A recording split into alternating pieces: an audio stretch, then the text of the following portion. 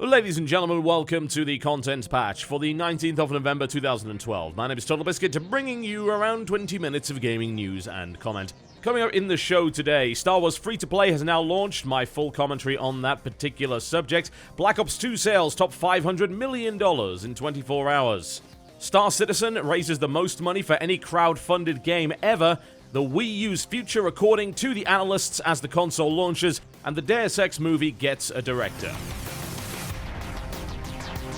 The long-awaited free-to-play model for Star Wars The Old Republic has finally launched with its final set of restrictions. The game took just under a year to reach free-to-play status, certainly one of the fastest transitions we've ever seen, especially for a game with this kind of budget. It's believed that paid subscribers topped out at 1.7 million during the first couple of months of the game, however, fell down to 1.3 million in May of this year, and was under a million subscribers by the end of July. The exact free-to-play restrictions have been hotly debated and have been subject to change over the last couple of months as this system was brought into play, and we now know exactly what is going on since the system has launched, and wow, is it a very large list of restrictions. So there are three tiers of status available. We've got subscription, preferred status, and free-to-play. Preferred status kicks in if you've ever been subscribed before, or if you make any purchase of $4.99 or higher, and at that point you become preferred. Free-to-play, well, let's just say that the number of lights on the big chart of what you can get and what you can't get is not exactly very large for free-to-play at all. In fact, the only thing that free-to-play players can do without restriction is to play the full-class stories from 1 to 50. However, they are limited in a number of ways. The first way being that they are unable to sprint until level 15. This slows things down quite a bit and makes things infinitely more annoying. They are allowed less crew skills. They, of course, don't get priority status in the login queue. They get no access to the bank at all. Credits are capped at 200,000. They have restricted chat. They can only receive in-game mail rather than send it, cannot participate in secure trading, only have 2 character spots available and only 3 species options, which is possibly the most curious thing ever. They also have reduced XP gain and don't get mounts till about 5 to 10 levels later. It's very odd that they say use a mount approximately 5 to 10 levels later. What do you mean by approximately exactly? One would think that BioWare would know exactly when this would be. It's not a lightning bolt from the blue, surely. They also can't equip most epic items, which is bizarre. And perhaps the biggest kick in the teeth to anyone that isn't subscribed to the game, you only get access to 2 quick slot bars. 2 quick slot bars. That is unbelievably inconvenient. The very notion that BioWare seem to believe that it's a good idea to restrict the number of quick slot bars, just lock down elements of the UI, is beyond ridiculous. I am absolutely astonished that they thought this was a good idea. Now, here's the thing about free-to-play. There have been several MMOs that have made the transition. Most of them seem to do it successfully. One of the best examples that I keep coming back to is DDO. DDO is fortunate in the way that the game was designed. The game was designed in a very compartmentalized fashion. Since everything's instanced, you can basically take a quest line and sell it in a pack because everything's instanced. You don't stop people from going to certain areas of the world, you just stop people from going through certain doors, which is much easier to do. Because the Old Republic doesn't work that way, restricting quests is very, very difficult, which is why they didn't do it. So what they did was they locked down everything else.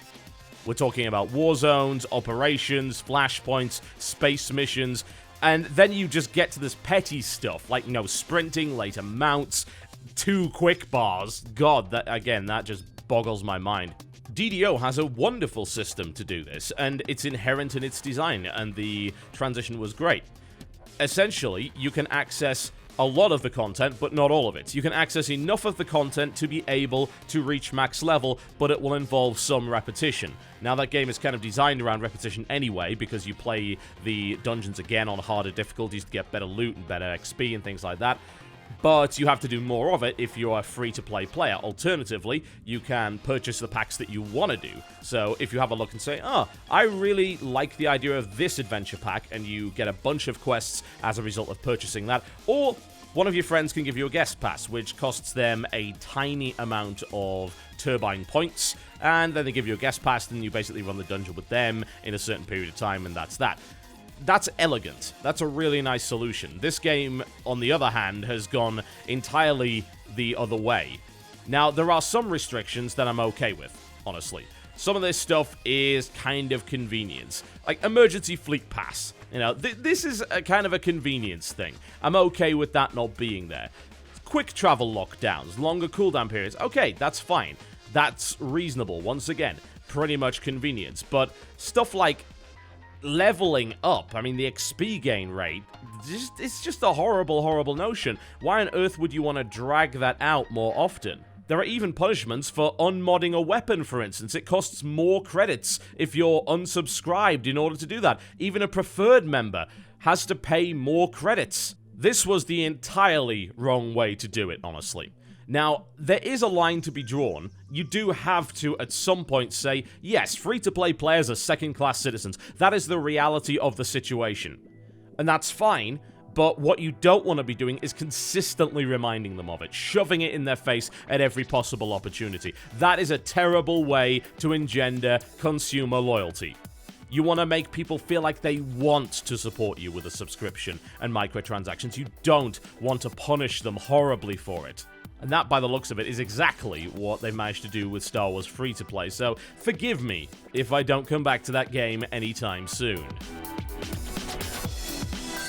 Activision is celebrating once again with a 4th year running in biggest entertainment launch of the year. Black Ops 2 has topped $500 million worth of sales in only 24 hours, with 16,000 stores opening for midnight release of the game worldwide. Eric Hirschberg, CEO of Activision Publishing, commented, "Call of Duty has become more than a product people buy, it's a brand people buy into, and every November we do more than just the launch of the game, we kick off an annual unofficial but worldwide phenomenon called the Call of Duty season." He also went on to thank his incredible team at Treyarch for making an amazing game, everyone at Activision for making the brand a force of nature, and retail partners for their unprecedented support of this franchise. I'm not really sure I'd call the support of the franchise unprecedented. I mean, every retail store known to man understands the power of this particular brand and how much these games sell, so needless to say, they're going to want to sell as many copies as humanly possible and get people in the store purchasing them and all the necessary upsold add-ons such as strategy guides, Black Ops branded controllers, and all sorts of other crazy nonsense. But I don't think anyone really is surprised by the success of this title, unless, of course, you are horribly naive. The marketing up to this point has actually been astonishing. You can say whatever you want about Black Ops, and I've said it so much already. It is a very simplistic game, it is a casual FPS, and it is not particularly challenging, but they marketed it very, very well indeed. And I think, honestly, the Black Ops marketing this time around has been phenomenal. Even from the original trailer, people were getting pretty damn psyched. And the surprise multiplayer trailer prior to release was actually just genius. Just stick a bunch of YouTube stars in there, blowing each other up, and hey, it's a random Robert Downey Jr. in a jet. Why not? With some great music in the background, of course. If anything, I could say I'm very happy that Black Ops 2 has been successful because it appears that the royalty rights are keeping AC/DC in their mansions. Don't expect this franchise to die anytime soon, and at this rate, Black Ops is actually going to become the more popular franchise versus Modern Warfare. It seems that they didn't make a huge number of mistakes this time around. It was a smooth launch.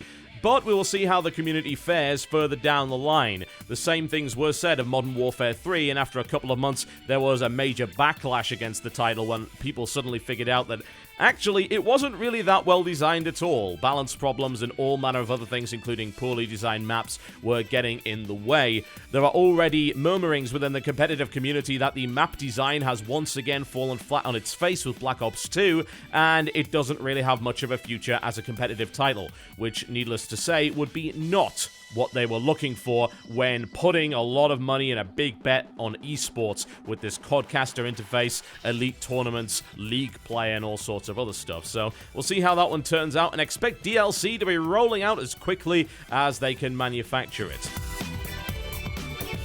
Having raised over $4 million, Robert Space Industries' Star Citizen has become the most crowd-funded game of all time so far. The space game, being created by Chris Roberts, the Wing Commander veteran, has unlocked a $5 million stretch goal, which extends the storyline to 50 missions and adds potentially celebrity voice actors. As of the time of recording this particular show, with 19 hours remaining, they have raised $4.9 million, which makes it fairly likely that they will be able to reach their overall stretch goal of $5 million. Chris Roberts has also said that additional investment to push the total up to about $12 million, the actual production cost of this game, will be provided by private investors, and the estimated release of the game is November 2014. If I'm totally honest, I could not be happier on the subject of this game. Really, we have needed a really big, awesome space game for quite some time, and we haven't had one. Honestly, Egosoft's really been the only company that's been providing these big space experiences, and for some people that hasn't quite been what they're looking for.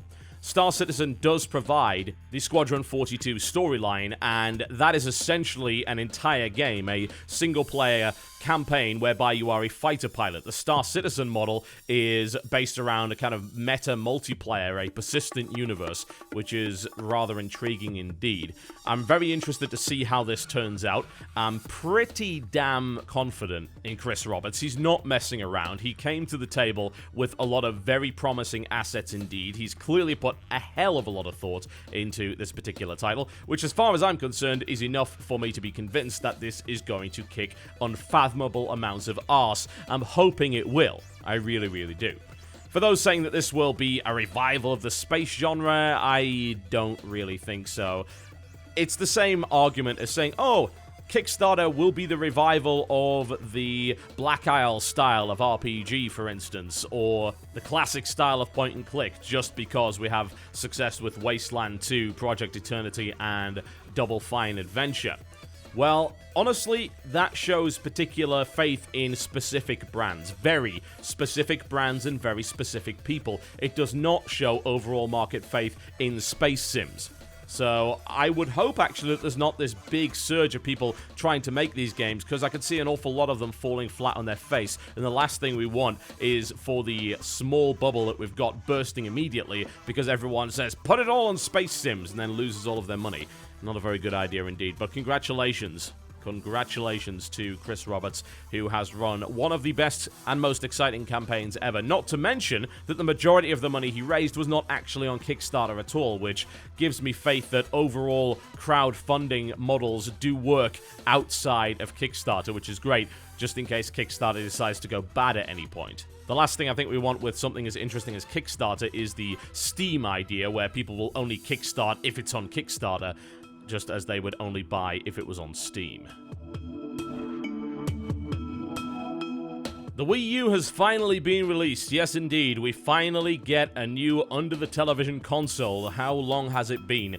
I can barely even remember the release of the 360. I can remember the release of the Wii. That's actually branded into my mind thanks to a rather rough launch day when I was working at Game, and I was the only one there to handle the Wii launch because my useless thug of a manager decided he didn't want to show up that day. Truly a wonderful and wondrous thing. Everyone should at least work 1 year in retail, because I can tell you this for a fact. Once you've worked 1 year in retail, you will never ever be a dick to a store employee ever again. Yeah, that would be a wonderful thing, would it not? So, the analysts have chimed in, as they always do, and of course, none perhaps more outspoken than Michael Pachter, whose analytical approach seems to be akin to putting on a blindfold, spinning around 3 times, and then throwing darts at a donkey, and grinning smugly when one of them eventually hits the target. He is quoted as saying, the Wii U will quickly lose positive momentum from its launch due primarily to pricing. We believe there are already a number of cheaper, comparable alternatives. Like what, exactly? Well, he's not entirely wrong on the subject of pricing, because, of course, the Ubisoft CEO expressed concerns regarding the system's price. This is a very odd thing indeed, because a few years ago, this would have never really happened. The last concern we ever had about price was $599 for the PlayStation 3. I'd like to point out, of course, that the Wii U costs as much maximum as $350. As regards to pricing, in my opinion, that's really not all that high, although I feel the market has probably shifted since the last console came out. In fact, I know for a fact that it has. A more interesting quote, I think, comes from Eric Handler of MKM Partners. He says, "I think there's room for Nintendo this year, but it's very much their audience. Can they expand beyond that audience? All of the third-party publishers are being very cautious with the Wii U. We're not seeing many Wii U-specific titles. They're ports. No one is really pouring a lot of money into it right now. Third-party publishers recognize that Nintendo garners the lion's share of the software market for its own platforms, and it's a very tough thing to change." That's a pretty valid point, honestly. The only third-party publisher to really show a lot of support for the Wii U thus far has been Ubisoft, and they've launched a number of games, one of which could be considered a system seller in the form of Zombie U, and hopefully, when it eventually comes out, I believe they're scheduling it now for December, Rayman Legends will also be a very strong addition to the lineup. It's weird, because we've talked about the strength of the launch lineup, but a lot of it is in ports. As regards to original IP, most of it is coming from Nintendo, and Ubisoft is the only other major publisher really providing anything worthwhile. There have also been some rather disturbing rumors from developers that this system is actually not as powerful as we first believed, and may not be capable of standing up to the PlayStation 3 and 360. At this point, however, we are lacking hard data on the matter, and it very well could just be down to the fact that the system's capabilities have not been fully explored yet, whereas we're pretty much mined out when it comes to the 360 and the PlayStation 3 in what those consoles can do. There's also some concern regarding whether or not the console has enough utility to really be worth buying. An example was given, the PlayStation 2, that was also a DVD player. The PlayStation 3, also a Blu-ray player. The Wii U cannot play Blu-rays. It can play DVDs, but of course, pretty much every device we can get now can play DVDs. Using it as a streaming or Netflix device, you can already do that with the Wii. You can do it with the 360 and the PlayStation 3. You can do it with smartphones. You can do it with tablets. You can even do it with some modern televisions. It's built in. You don't really have to worry about that either. So what does the Wii U offer for the living room, I suppose, is the question that many of these analysts are actually asking. And it's hard to really come up with an answer to that. It may very well be that the pad support, which allows you to throw the game to the pad and continue playing so that the family can watch the television, would be a really useful feature that a lot of people get on board with. It also seems like Nintendo is very much banking on the idea that people are going to dig the asymmetrical multiplayer model, whereby one player has the pad and everyone else is playing co-op essentially against this guy, the dungeon master, if you will. But it remains to be seen as to whether or not consumers will buy into that in a big way, just like they did with motion control. We will see, but I think the most valid concern has to be, is this going to get third-party support? If it doesn't, then we could be right back to the problems that the Wii had, and that would not be good for core gamers at all. And finally, the day that some of us have both looked forward to and dreaded has arrived. The Deus Ex Human Revolution movie has been officially announced, with Scott Derrickson at the helm for directing and writing. Those of you who don't recognize that name, I don't blame you. As regards to what he's responsible for, well, it's not exactly a great list. He wrote the screenplay for Sinister, the recently released horror movie. He also did The Exorcism of Emily Rose about 7 years ago now, which once again is another horror movie. And that would be about it, unless you want to count The Day the Earth Stood Still, which was something that he directed rather than wrote, but that was a very bad movie indeed, and one hopes that is not a good representation of what he can do within the sci-fi genre. This is, I believe, the only sci-fi that he has directed up to this point, which worries me greatly. He was also responsible for Hellraiser Inferno, which was not really all that good at all. No. If you want a good Hellraiser, you don't watch Hellraiser Inferno. Other details about the movie are sparse, aside from the fact that it is believed that it will follow fairly closely the plot of Deus Ex Human Revolution. It follows Adam Jensen, who must embrace mechanical augments in order to unravel a global conspiracy, which sounds fairly reasonable indeed. Scott Derrickson is quoted as saying that Deus Ex is a phenomenal cyberpunk game with soul and intelligence. By combining amazing action and tension with big philosophical ideas, Deus Ex is smart, ballsy, and will make one hell of a movie. Well, I think you can forgive me when I say, oh lord, I hope he doesn't screw this one up.